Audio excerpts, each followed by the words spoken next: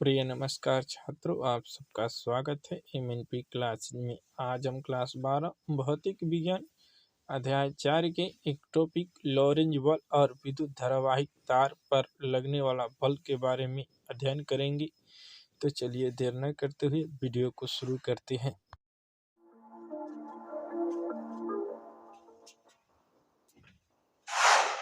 Heinrich Anton Lawrence एक उच्च सैद्धांतिक भौतिक विज्ञानी थे जो लीडेन में प्रोफेसर थे।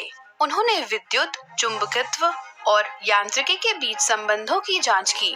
उनके कार्य विद्युत और चुंबकत्व के क्षेत्र में पथ प्रदर्शक थे। आइए हम अध्ययन करते हैं उनके प्रेक्षणों का जो उन्होंने विद्युत और चुंबकीय क्षेत्र में आवेशित कण द्वारा अनुभव किए। हम पहले ही इसका अध्ययन कर चुके हैं कि I = QN AV। यहाँ N = चालक के प्रति इकाई आयतन में मुक्त आवेश वाहकों की संख्या किसी चालक के अल्प अव्यय dl के लिए।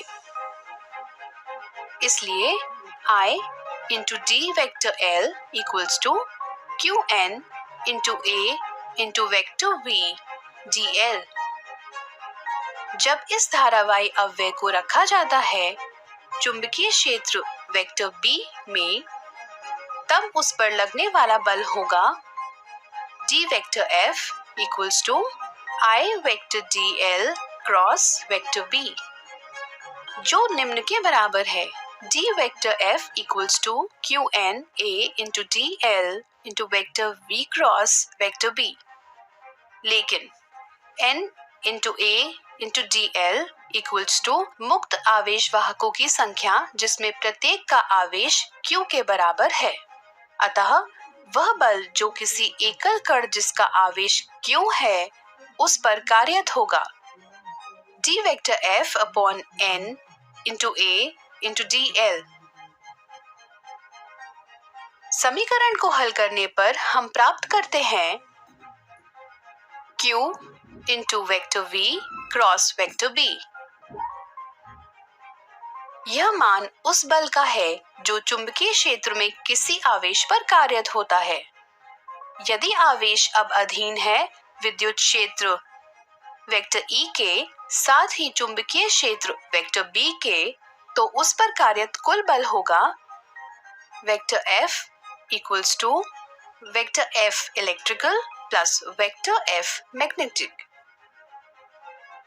जो कि निम्न के बराबर है Q × vector E plus Q × vector V cross vector B। इस प्रकार vector F = Q × vector E plus vector V cross vector B। यह समीकरण किसी आवेशित कण पर कार्यरत लॉरेंस बल का व्यंजक है। सारांश: चुंबकीय बल जो किसी गतिमान आवेश पर कार्यरत होता है निम्न समीकरण द्वारा दिया जाता है। F = Q × V cross B।